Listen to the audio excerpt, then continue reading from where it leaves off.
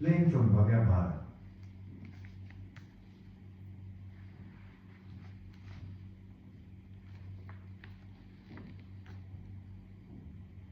मैं यह उपहार न लेना होता तो मुकुट बनाने का आदेश न देता। वृद्ध साधु ने स्पष्ट समझाया। वह द्रव्य साधुओं ने स्वीकार कर लिया। 3 लाख रुपयों से वेश्या ने एक सुंदर रत्न जटित मुकुट बनवाया और उसे लेकर वह श्रीरंग पहुंची। मैं अपवित्र हूँ, मेरा मंदिर में जाना उचित नहीं, आप मुकुट भगवान को चढ़ा दें। भला श्री रंगनाथ के पुजारी जी यह वेश्या का आग्रह कैसे मान लें। उन्हें तो स्वप्न में भगवान ने स्पष्ट आदेश दिया था कि वे उसी वेश्या के हाथ से मुकुट धारण करेंगे। विवश होकर वह मुकुट लेकर गई। दोनों हाथों में मुकुट उठाकर नृत्य करते हुए वह आगे बढ़ी। आज भगवान के श्रृंगार में मस्तक पर मुकुट नहीं था, सिंहासन ऊंचा था। मूर्ति के मस्तक तक वेश्या का हाथ पहुंच नहीं सकता था। उसने मुकुट उठाया। सबने देखा कि श्री रंगनाथ के शिव विग्रह ने मस्तक झुका दिया है। वेश्या ने मुकुट उठाकर रख दिया। मूर्ति पूर्ववत हो गई। मंदिर के प्रांगण में ही भगवान की असीम कृपा का अनुभव करके उनके दर्शन करते ही उसने शरीर छोड़ दिया। भगवान की भक्त वत्सलता की इस घटना का श्री प्रियादास जी ने अपने कवित्वों में इस प्रकार वर्णन किया है। वेश्या को प्रसंग सुनो अति रस रंग भर्यो घर धन अहो एपे कौन काम को। चले मग जात जन ठौर स्वच्छ आई मन छाई भूमि आसन सो लोभ नहीं दाम को। निकसी झमकी द्वार हंस से निहारी सब कौन भाग जागे भेद नहीं मेरे नाम को। मोहरनी पात्र भरी लय महंत आगे धर्यो ढर्यो दृग नीर कही भोग करो श्याम को। पूछी तुम कौन काके भवन में जन्म लियो कियो सुनी मौन महा चिंता चित्त धरी है। खोली के निसंग कहो शंका जिनी मानो मन कही वार मुखी एपे पाए आए परी है। भरो है भंडार धन करो अंगीकार अजू करिए विचार जो पे तो पे यह मरी है। एक है उपाय हाथ रंग नाथ जुको अहो कीजिए मुकुट जामे जाति मति हरी है। विप्र होना छुए जाको रंग नाथ कैसे ले देत हम हाथ तो को रहे यह कीजिए। कियो ही बनाए सब घर को लगाए धन बनी ठनी चली थार मधि धरी लीजिए।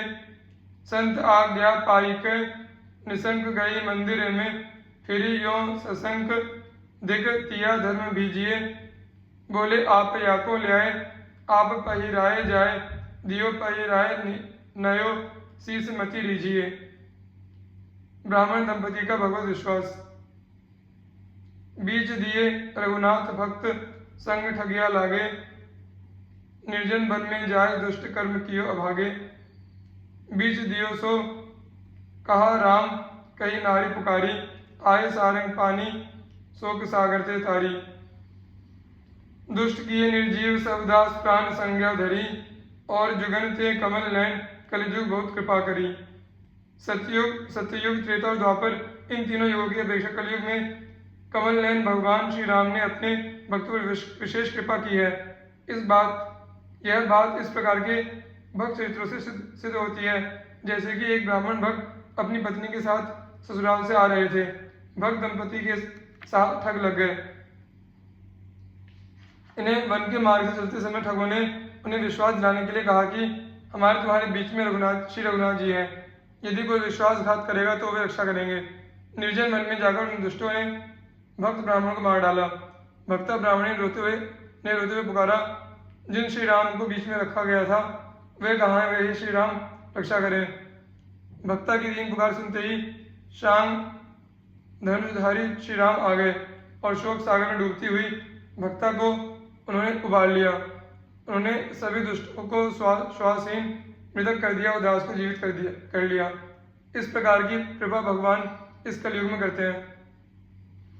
श्री प्रियादास जी महाराज इस घटना का अपने कवित्वों में इस प्रकार वर्णन करते हैं। विप्र हरिभक्त करी गौनो चल्यो तिया संग जाके दोनों रंग ताकि बात ले जनाइए। मग ठग मिले द्विज पूछे अहो कहाँ जात जहाँ तुम जात या में मन न पत्याइए। पंथ को छुटाए चहे वन में लिवाए, जाए कहें अति सुधो पैड़ो उर में न आइए। बोले बीच राम तऊ ये नेकु धक धकी, कहे वह बाम श्याम नाम कहाँ पाइए। चले लागी संग अब रंग के कुरंग करो, तिया पर रीझे भक्ति साची इन जानी है। गए वन मध्य ठग लोभ लगी मार्यो विप्र, छिप्र लेके चले वधु अति विल खानी है। देखे फिरी फिरी पाछे, कहे कहा देखे मार्यो, तब तो उचार्यो देखो वही बीच प्राणी है। आए राम प्यारे सब दुष्ट मारी डारे, साधु प्राण दे उबारे, हित रीति यो बखानी है। वेशनिष्ठ एक राजा, तिलक दाम धरी कोई, ताही गुरु गोविंद जाने, शट दर्शनी अभाव सर्वथा, घट करी माने, भाण भक्त को भेष, हासी हित भण कुट लियाए। नरपति के दृढ़ नेम, ताही ये पाँव धुआए, भाण भेष गाढ़ो गयो, दरस परस उपजी भगति, एक भूख भागवत की, कथा सुनत हरि होय रति। एक राजा परम भागवत था, उसे कथा सुनते ही भगवान में भक्ति होती है। वह ऐसा वेशनिष्ठ था कि जो कोई भी तिलक और घंटी धारण करता उसे वह गुरुदेव भगवान के समान मानता था। कोई कैसा भी शठ दर्शन का ज्ञाता क्यों न हो, पर राजा उसे वैष्णव भक्त से छोटा ही मानता था। एक बार भाड़ों ने हंसी करने के लिए तिलक घंटी पहनकर भक्तों का सा वेश बनाया। जमात लेकर राजा के यहाँ पहुंचे। राजा का यह पक्का नियम था कि वैष्णवों का भगवान के समान पूजन करना। उसी के अनुसार राजा ने भाड़ों के चरण धोए, उन्होंने भी सहर्ष दुर्वाया। राजा की भक्ति का दर्शन और स्पर्श पाकर इन सबके हृदय में भक्ति उत्पन्न हो गई। भाड़ों ने दृढ़तापूर्वक वैष्णव वेश को धारण कर लिया, फिर कभी उसको त्याग नहीं किया। मनोरंजन में भक्त के दर्शन स्पर्श का यह फल प्राप्त हुआ। श्री प्रियदास जी ने राजा की संत वेश निष्ठा का इस प्रकार वर्णन किया है। राजा भक्त राज ढोम भाड़ को न काज होए, भोए गई या को धन हरि को न दीजिए। आए वेशधारी लय पुजाए नाचे देखे तारी, निपति निहारी कही यो निहाल कीजिए।